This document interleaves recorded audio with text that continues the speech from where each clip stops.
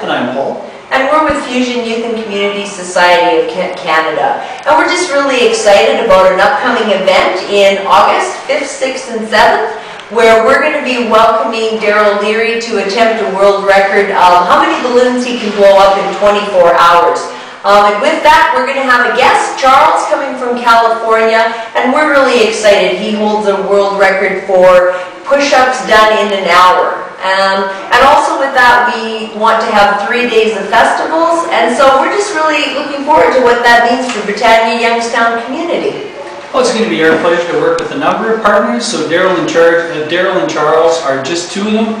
We're also very pleased to be working with the Britannia Youngstown Community League. So this is taking place on the Britannia Youngstown field and in their community hall, which is wonderful. But we also have a number of other great partners like the Boys and Girls Club. And so this really is about community coming together to celebrate August in Alberta.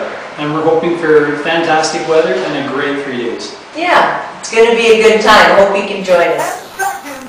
Darryl Learie will officially be the new Guinness World Record holder. 3, 2, 1,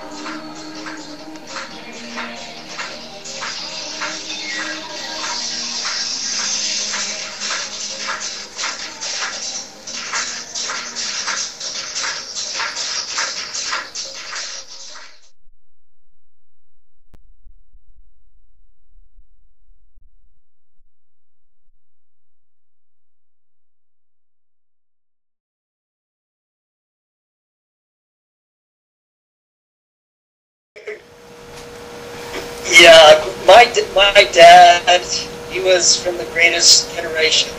You know, he was a World War II veteran, and he was very typical of that generation. He just died recently. He died a few months ago. Oh, I'm sorry to hear that. 90, but he lived a full life, and he was a tough guy. I mean, that's the way he was brought up. He was a tough type of dude, and he wanted his 4 sons to be tough. And you know, I wasn't into that. You know, at the age of 15, when I went to this one school, and but anyway, he talked to the wrestling coach. He wanted me to sort of toughen up, because I wasn't very tough at that time. And during that year, yeah, it was 65 to 66. In the winter, in the wrestling season, like I said, I wasn't very tough, so I lost every single wrestling match, and the coach wanted to toughen me up too, and everybody else lost a match during a tournament, and they having us do a lot of push-ups. We did a lot of push-ups. Those of us who lost our matches, and it kind of grew on me, and I started getting some pride in how many push-ups I was able to do. Yeah, I was just getting to sleep. June 6th of 1966, I did 70 sets of 10. I did 700, and that's, I don't know why, but that's his birthday. That is the day that I consider the beginning of my push-up career, even though I was doing push-ups. Yeah, June 6th of 1966. I gotta ask you this, because I've been wondering this the whole time. Does your coach that made you do all those push-ups for losing your matches, does he know that you have the world record for push-ups now? You know, I don't even know if he's alive. Frankly, that was so long ago, and he was in his 30s, so he'd be in his 80s. He might know. Once I left that particular school, I was there for only 1 year. Oh, okay, and, yeah, I never kept in touch or anything. I've moved around a lot. As a teenager, I moved just about every year to different schools. So I never really made any, I never maintained any close contacts. Because I kind of, when you live like that, you kind of build walls around yourself.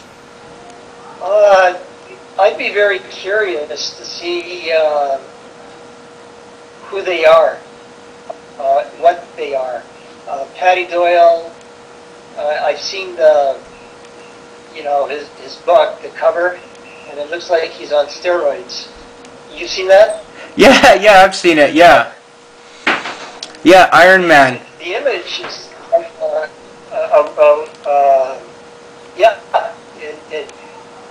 I'm not accusing him of using steroids, but he looks like he's got that steroid rage expression, and I'd just like to find out what made him tick, what made these other fellows want to do what they did, because I'm sure we're all very different. Our personalities are different. I'm nothing like Patty Doyle. I'm not full of anger or anything like that. So that's what I would do, is I would ask them questions rather than making a statement. I'd say, I try to find out the motivation behind what they did. Why did Lynch do the one? He's the one who did the one-finger push-ups, right? Yeah, 124. Yeah. I like to know who they are. What do they have families? I'd be very curious about it, because I don't have any idea what they're like. Patty Doyle, he may be a very low-key, quiet individual. I heard he's a really nice guy. He may not. Yeah, he may not be that. The cover of his book, he might be a laid-back, easygoing, very pleasant individual, and so that's what I would want to do is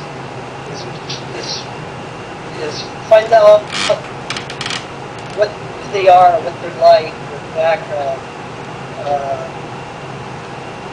because they would be interesting to talk to.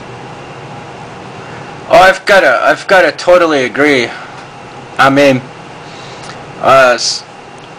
who can? I mean, Paul Lynch's one-finger achievement. I mean, that's like just so. That's as unfathomable, isn't it? I mean, I'm sure you're just as impressed as I am with that one. Oh, absolutely. Not only did he do one-armed push-ups, you know, in that position, but he did the one-armed push-ups with one finger. And so just to do one-arm push-ups is very, very difficult. To keep your balance and put all your weight on one arm, and much less put all that weight on one little finger. Did he quit his 124 because his finger broke at that point? Yeah.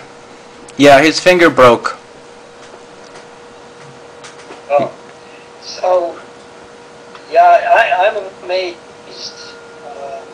I'm amazed that Paddy Doyle did all those different records.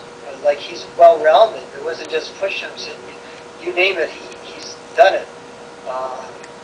I'd like to ask him, find out what his profession is. I think he was probably the owner of a gym or something. Paratrooper. He was a paratrooper. Paratrooper. Yeah. Yeah, one of those guys that jumps out of the airplane. Yeah, that was him. Yeah, yeah. So okay. I think he definitely. Yeah, so he definitely had this military type background to him. I think he most likely has a really interesting story behind him. Was I bet. like I noticed like when you and me have spoken like on the phone and that, you know, this I remember one time you seemed more interested in my records than in your own, and I was like wondering like what kind of people really impress you the most, you know?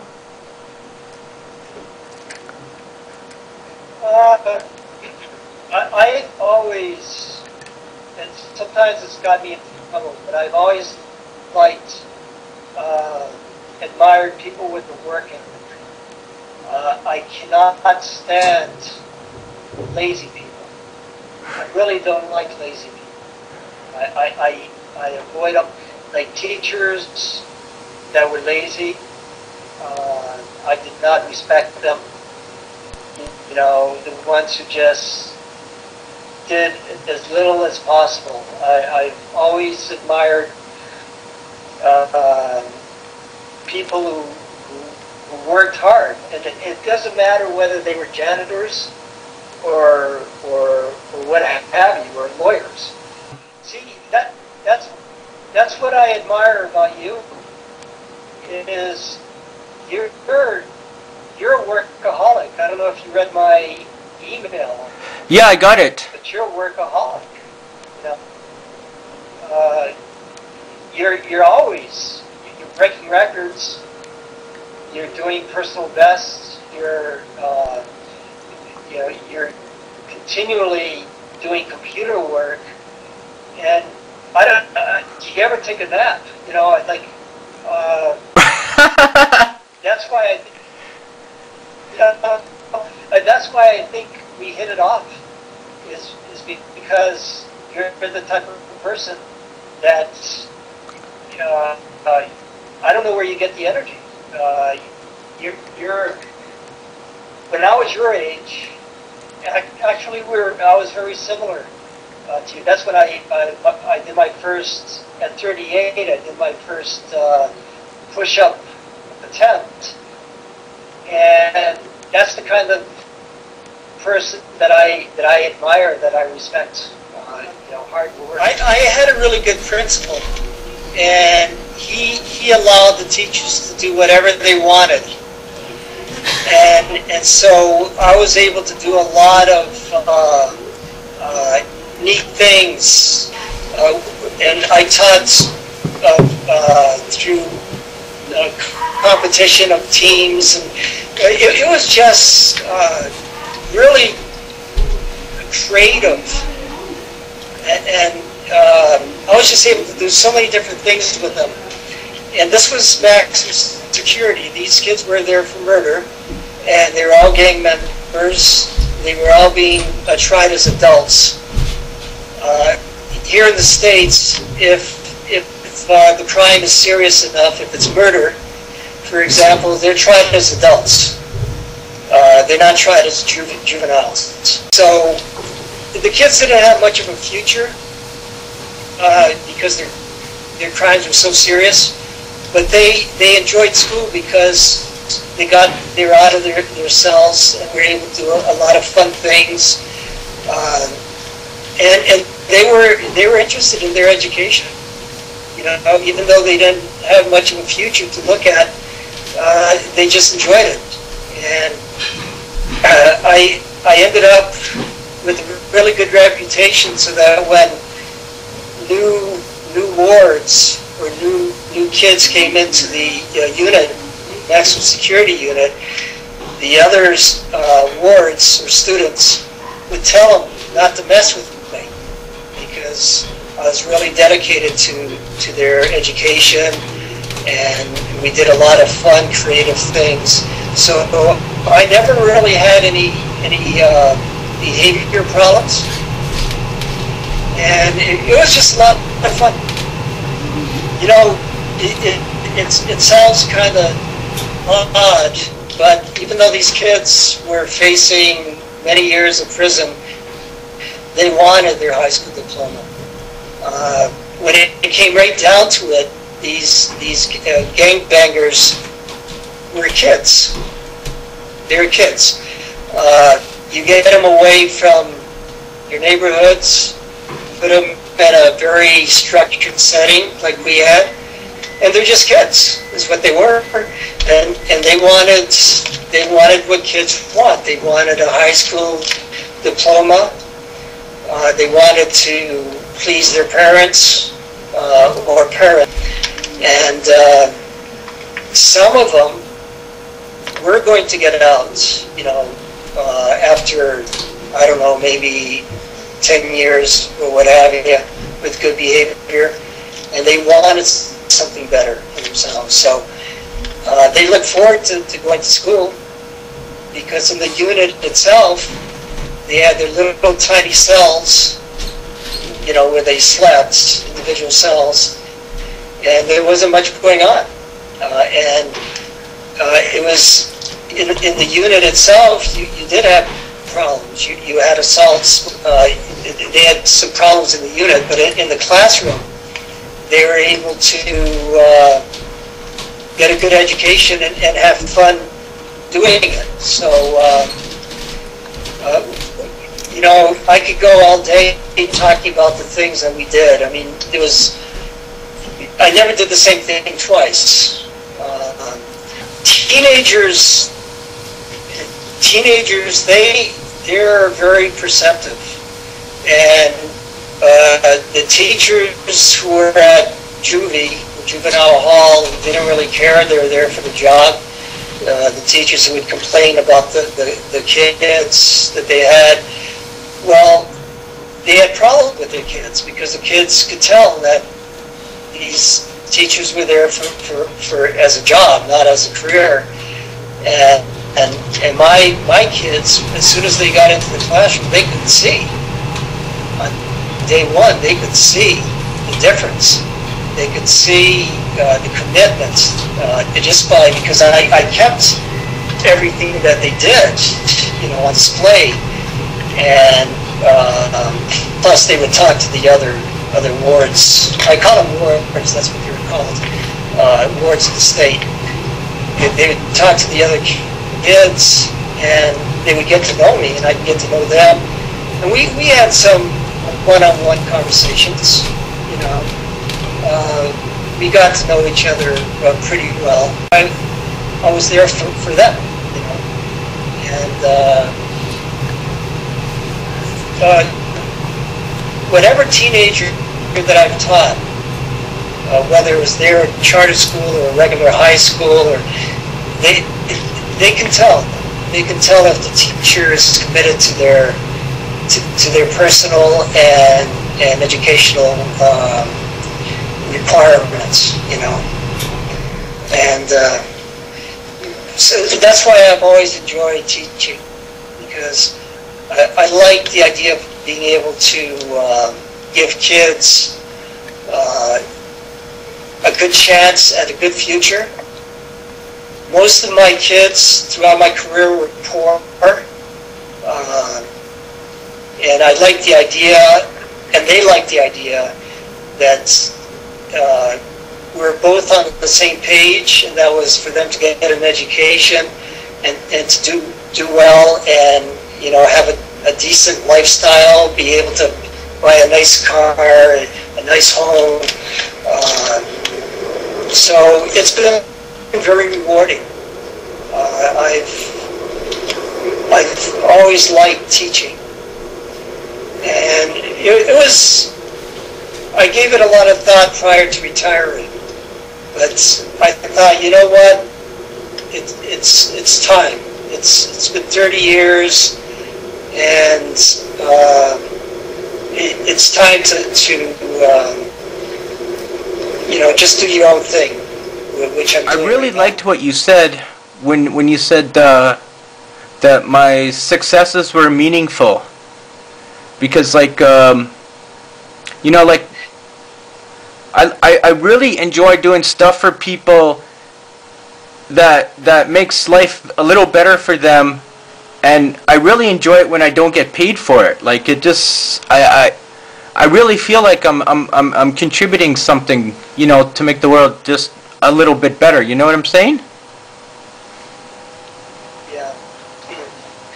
Well, I just look at those Wall Street characters who drove our economy right down the crapper. They're making a lot of money, and yet they didn't contribute to society at all. In fact, they ruined so many people, millions of people. And so I feel the same way.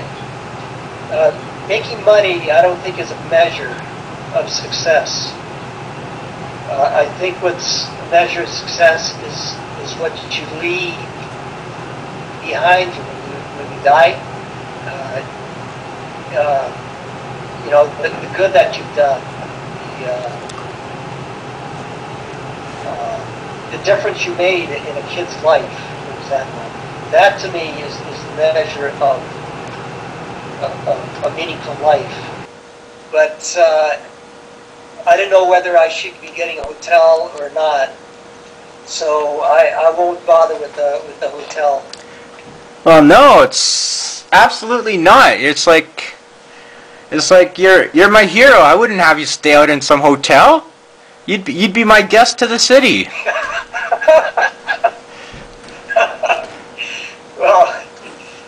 Well, that's good. I'm looking forward to the fusion thing. I think it's going to be a lot of fun,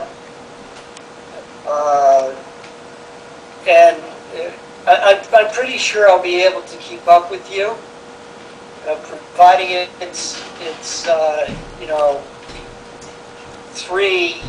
only three push-ups to every balloon and not more than that, because I might get in trouble if I have to do 30,000. I think I'm up to that many. I think it's going to be a lot of fun. One thing I'm really big on doing is just like your Wikipedia article. Like you read the part about the charitable contributions and that, right? Like as I really want to I want to introduce your image to Edmonton and say, well, like, this isn't just some guy who spent his whole life, doing push-ups, living at a trailer park or something, or some guy who was like in prison his whole life, so all he had to do was push-ups all the time. You know what I mean? Like this guy, he actually like gave to communities, and he actually volunteered himself, cleaning animal cages, and he's also, greatly educated, and I think you have such a wonderful image, and I think people are just going to eat it up. I think people will really appreciate the depth of your character. And I mean, I mean, even your career as a teacher is like, you know, such a contribution to society, you know? Because you're actually making a difference in people's lives, you know, especially those that have the least amount of hope, you know? So it's, I mean, so I really want to get one of the big papers here in Edmonton to do a whole write-up about you, and I want them to do a write-up about fusion too, because they both need exposure, and I think right now is the best time for that. And then when it gets closer to the event, you know, it's then we could have the media say, you know, this awesome thing is happening a couple days from now. Like, you know what I mean? I mean, the thing about fusion is this is like an organization that's completely volunteer based, and they've been so successful. I mean, they're set around globally, and nobody gets paid in this organization, and that makes it so different from so many other organizations, you know, like 99% of them. My mom still can't believe it. She's like, how can a charity function like that? And I'm like, I don't have all the answers, Mom, but I mean, you know, this is what I've been told, you know. But you know, it's I mean, I really want to get it across to the people too that, you know, that you're coming across here on your own penny for something that doesn't necessarily have to do with you, because, you know, you live in California and this is Edmonton, and, you know, it's like, I mean, I think if people really understood like where you're coming from and this type of thing, I think people will be compelled, you know, compelled by the whole story of it, by, you know, to meet you, to talk to you. You know, that's why I was saying, like, the newspapers have got to do like a human interest story on you, because, you know, it's there's a lot more to you than just the push-up, you know. And as you know, I think if you had some kind of public face, I think you would just translate well to so many people. I mean, people would appreciate the spirit that you do things in. Yeah, that's what I'm trying to say. You know, I mean, does that make sense to you? Well, it makes perfect sense, because a lot of my motivation for training has come because of the animals, to rescue animals. I always kept in mind that the more push-ups I did, the better the chances of making money to be able to save more cats and dogs. And so that's always been a powerful motivation, rather than doing push-ups for the sake of doing push-ups. You know, there isn't much to be motivated about when you're doing a push-up, as far as I'm concerned.